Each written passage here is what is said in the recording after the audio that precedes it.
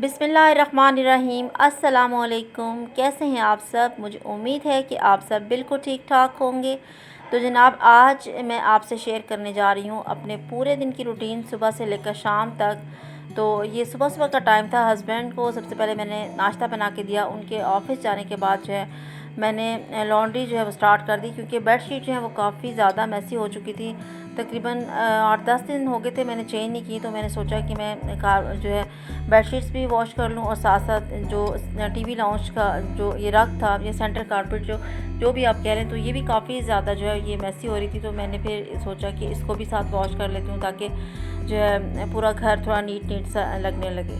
तो बस यहाँ पर लॉन्ड्री वगैरह करने के बाद फिर मुझे इतनी ज़्यादा प्यास लग रही थी। तो यहाँ पर ये इमली और आलू बुखारे का शरबत जो है ये मैंने बच्चों के लिए ला के रखा हुआ था, लेकिन बच्चे जो हैं वो बिल्कुल भी नहीं पीते। तो मैंने सोचा कि मैं ख़ुद ही जो है इसको पी लूँ। इमली और आलू बुखारे का जो शरबत है ना, ये गर्मियों में ठंडा होता है और हमें पीना चाहिए। तो बस मैं भी फ़र्स्ट टाइम लेकर आई थी बच्चों की वजह से, लेकिन मैंने पिया तो मुझे बहुत मज़े का लगा।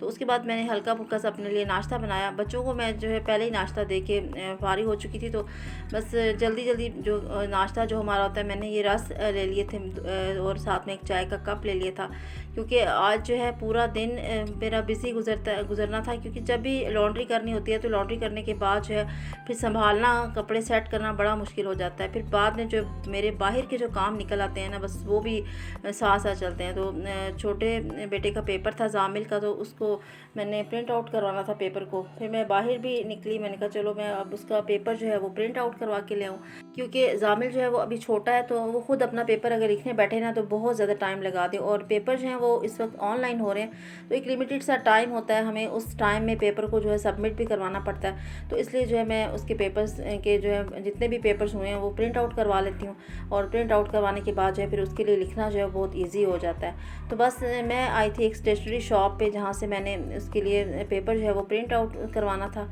तो प्रिंट आउट करवाने के बाद फिर मैंने एक मेडिकल स्टोर पे भी जाना था, वहाँ से कुछ मेडिसिन वगैरह भी लेनी थी।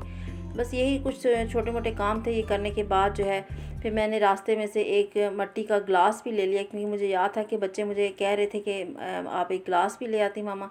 तो ये देखें, मुझे ये ग्लास जो है ये मिला और मुझे बहुत अच्छा लगा। मैंने कहा चले मैं आपसे ये शेयर भी कर दूं।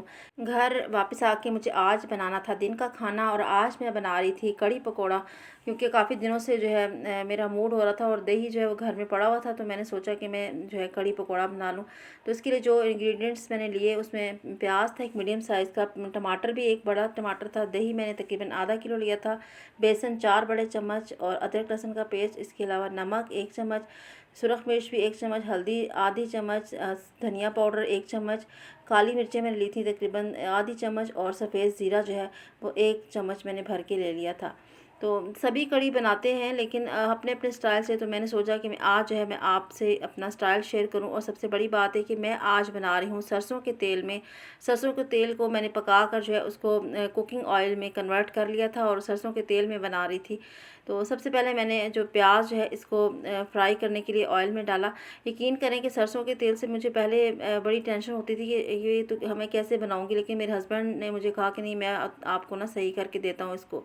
तो जब मैंने बनाना शुरू किया तो बहुत मज़े की जो है वो हांडी बनती है, खाना बहुत मज़े का बनता है। तो यहाँ पर जो है मैं बेसन जो है उस दही में उसको ऐड किया, और उसको अच्छी तरह से बीट कर लिया था, ताकि कोई भी लम्स जो है वो ना रहे। आधा किलो दही में मैंने तकरीबन 4 बड़े चम्मच जो है बेसन के ऐड किए थे, और उसके बाद मैंने उसमें पानी भी थोड़ा सा ऐड कर लिया था। तो यहाँ पर मेरा जो प्याज है वो हल्का हल्का सा ब्राउन हो चुका था। तो उसमें मैंने ऐड कर दिया था अदरक और लहसुन का पेस्ट। ये मैंने 1-1 चम्मच लिया, तकरीबन अदरक और लहसुन का पेस्ट लिया था। तो इसको भी फ्राई होने के लिए मैंने रख दिया, और उसके बाद जो है टमाटर कट करके मैंने ग्राइंडर में डाले थे, और लहसुन और अदरक का पेस्ट, और साथ में जो प्याज है जब ये ब्राउन हो गई तो सारा मैंने जो मसाला था उसको अच्छी तरह से ग्राइंड कर लिया था। ग्राइंड करने के बाद जो है इसमें सारे स्पाइसेस मैंने ऐड कर दिए, और फिर इस मसाले को मैंने अच्छी तरह से भून लिया था। इतना भूना कि ऑयल जो है वो जब आपका ऊपर आ जाए, तो उसके बाद मैंने इसमें ये दही और बेसन का जो मिक्सचर था इसमें ये ऐड करके इसको मैंने बीटर से ही चलाया था। दूसरा चम्मच जो है मैंने इसमें नहीं डाला, इसी बीटर से ही मैंने इसको चलाया, ताकि ये मसाला जो है ये अच्छी तरह से मिक्स हो जाए। दही और बेसन का मिक्सचर जो है मसाले में सही तरह से मिक्स हो जाए। इसके बाद जो है मैंने इसमें ऐड कर दिए थे तकरीबन 3 बाउल के करीब पानी ऐड कर दिया था, ताकि जो है कड़ी जो है वो पकने में थोड़ा सा टाइम लेती है। तो पानी ऐड करके मैंने इसको ढक्कन लगा के कवर करके रख दिया था। और साथ में तैयारी कर रही थी पकौड़ों की। मैंने पकौड़े जो हैं बहुत दफ़ा मैंने आपसे रेसिपी इसकी शेयर की है, बस वही सिंपल तरीका, सारे मसाले जो हैं स्पाइसेस मैंने ऐड किए थे और बेसन जो है वो मिक्स करके उसमें बाद में आलू और प्याज है मैंने कट कर लिया था। ये देखें कड़ी जो है मेरी तकरीबन पक चुकी थी और मैं सरसों के तेल में ही पकौड़े बनाए, क्योंकि मैं पूरे रमज़ान में सरसों के तेल में पकौड़े बनाती रही हूँ। और यकीन करें कि इतने मज़े के बनते थे, बच्चों ने फील ही नहीं किया कि ये पकौड़े जो हैं ये सरसों के तेल में बने हुए हैं। तो अब भी मैं सरसों के तेल में पकौड़े बना रही थी और पकौड़े जो हैं वो मेरे वो रेडी हो चुके थे।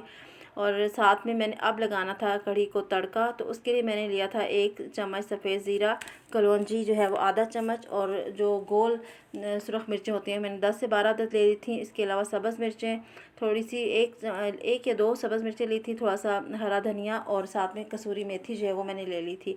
तो जो पकौड़ों का ऑयल था मैंने वो सारा निकाल के थोड़ा सा बीच में रहने दिया था, ताकि इसी ऑयल को जो है मैं इससे तड़का लगा सकूं। तो यहाँ पर मैंने ये सारे मसाले जो हैं इसमें ऐड किए, और जो ज़ीरा और जो सुरख मिर्चें हैं ये थोड़ी थोड़ी सी ब्राउन हो गई।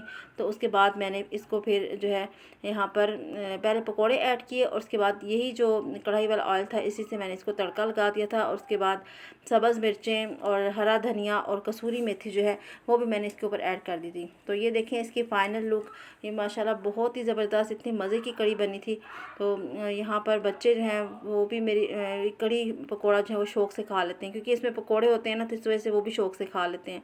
तो ये देखें कि इसकी फ़ाइनल लुक बहुत ही ज़बरदस्त, और गरम गरम रोटी के साथ तो जो है कड़ी बहुत ही मज़ा करती है। तो बस खाना पीना जो हो गया, उसके बाद मैंने शाम को जो है अंदर बेडशीट वाला चेंज कर ली थी, दिन को ही कर ली थी, लेकिन कंप्लीट डस्टिंग जो है मैं शाम को करके बस फारिग हुई थी।